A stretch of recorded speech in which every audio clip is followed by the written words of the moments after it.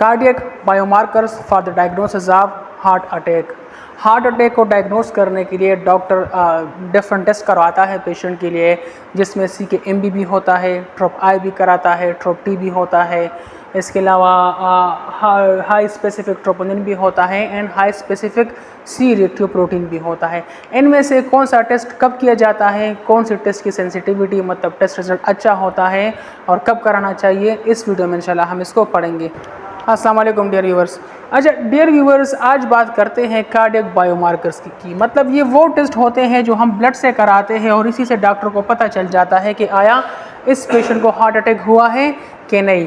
सबसे पहले टेस्ट के बारे में हम बात करते हैं CK-MB, क्रेटिनिन काइनेज MB। अब ये होता क्या है, ये CK-MB ये जो है ना एक एंजाइम होता है जो हमारे हार्ट मसल्स के अंदर पाया जाता है। जब भी हार्ट मसल्स डैमेज हो जाता है, नेक्रोसिस हो जाती है, ऑक्सीजन की कमी आ जाती है और इसी की कमी की वजह से हमारे हार्ट के सेल्स वो डैमेज हो जाते हैं, तो उसी डैमेज मसल से ये एंजाइम रिलीज़ होता है और इसी वजह से इस एंजाइम को हम टेस्ट करते हैं कि आया इस बंदे के जो हार्ट मसल्स है, जो मायोसाइट्स है, वो डैमेज हुए हैं कि नहीं। अगर ये पॉजिटिव आता है तो हो सकता है कि इस बंदे को हार्ट अटैक हुआ हो। अब ये जो एंजाइम होता है ये अपीयर कब होता है, जब किसी बंदे को चेस्ट पेन आ जाता है, उसको दिल का दौरा पड़ जाता है, तो इसके 4 या 6 घंटे बाद ये एंजाइम ब्लड में रिलीज़ होगा और फिर हम इसको टेस्ट करा सकते हैं और हम ये अंदाज़ा लगा सकते हैं कि इसको हार्ट अटैक हुआ है कि नहीं। अब होता क्या है कि जब भी बंदे को 48 घंटे हो जाए, मतलब हार्ट अटैक के 2 दिन बाद, ये एंजाइम ऑटोमेटिकली नॉर्मल आ जाता है।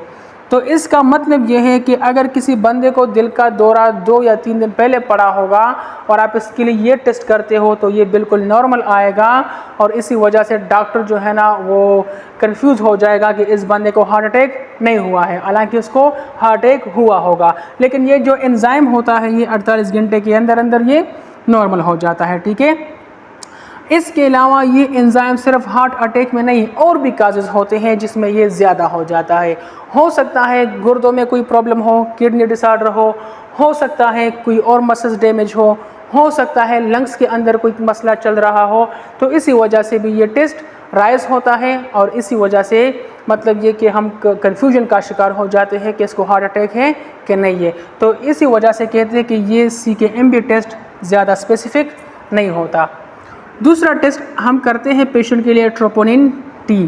अब ट्रोपोनिन T क्या होता है, ये भी कंट्रक्टाइल प्रोटीन होते हैं जो मसल्स के अंदर होते हैं, ठीक है। मतलब ये वो प्रोटीन होते हैं जो हमारे मसल्स को कंट्रैक्ट करता है।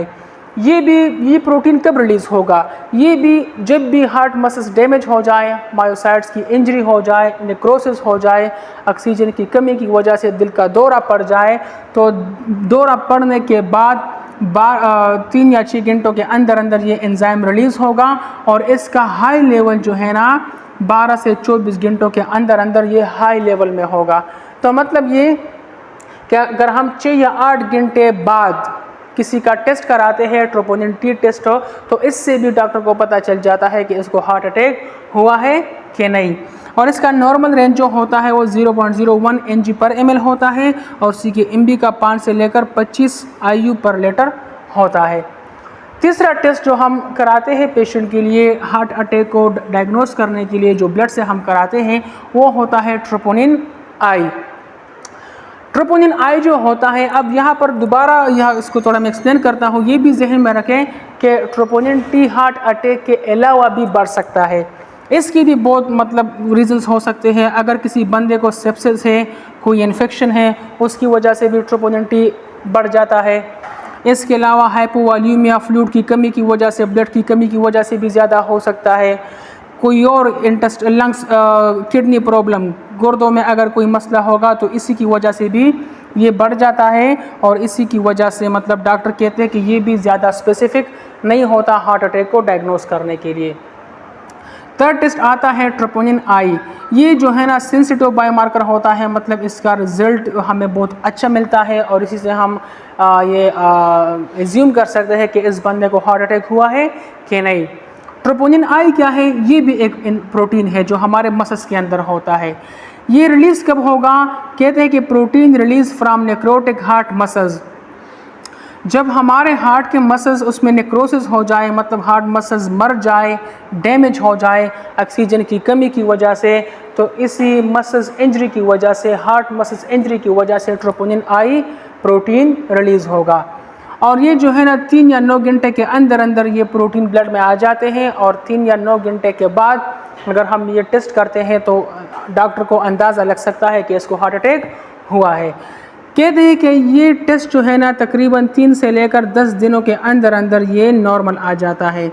تو اس سے یہ پتہ چل جاتا ہے کہ اگر کسی بندے کو ہارٹ اٹیک ہوا ہے اور آپ اس کا ٹیسٹ 3 یا 4 دن بعد کرتے ہو، تب بھی یہ زیادہ آئے گا اور یہ آپ کو رزلٹ دے گا کہ اس بندے کو ہارٹ اٹیک ہوا ہے کہ نہیں ہوا ہے۔ تو مطلب یہ کہ یہ سینسیٹیو ہوتا ہے اور یہ پروٹین زیادہ ٹائم کے لیے ہمارے بلڈ میں رہتے ہیں، اور اس سے ہم کنکلوژن نکال سکتے ہیں۔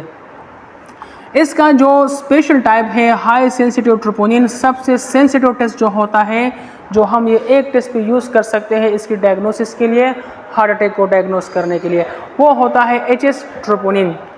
یہ بہت سینسیٹیو بائیو مارکر ہوتا ہے اور اس کی مطلب بہت کم مقدار میں بھی ہم اس کو ڈیٹیکٹ کر سکتے ہیں، اور یہ کہتے ہیں کہ ہم اس کو ایز اے سنگل ٹول بھی ہم یوز کرتے ہیں مائیکارڈ انفارکشن کو ڈائگنوس کرنے کے لیے، ٹھیک ہے۔ لاسٹ میں جو ہوتا ہے ہائی سینسیٹیو سی ریئیکٹیو پروٹین، یہ سب کو پتہ ہے کہ سی ریئیکٹیو پروٹین یہ اسپیشلائز پروٹین ہوتے ہیں جو یہ انفلیمیشن میں ریلیز ہوتے ہیں۔ انفلیمیشن کسی بھی جگہ پر ہو سکتی ہے، جوائنٹس کے اندر ہو سکتی ہے، بونس کے اندر ہو سکتی ہے، لیور کے اندر ہو سکتی ہے، ہارٹ کے اندر بھی ہو سکتی ہے، لیکن ہائی سینسیٹیو CRP جو ہوتی ہے یہ اسپیشلی مطلب موسٹ آف دا کیسز یہ ہارٹ اٹیک میں بھی رائز ہوتی ہے، اور اس سے بھی ڈاکٹر کو اندازہ ہو سکتا ہے کہ اس کو ہارٹ اٹیک ہوا ہے کہ نہیں۔ اس کا نارمل رینج جو ہوتا ہے وہ 1 mg/dl سے کم ہوتا ہے۔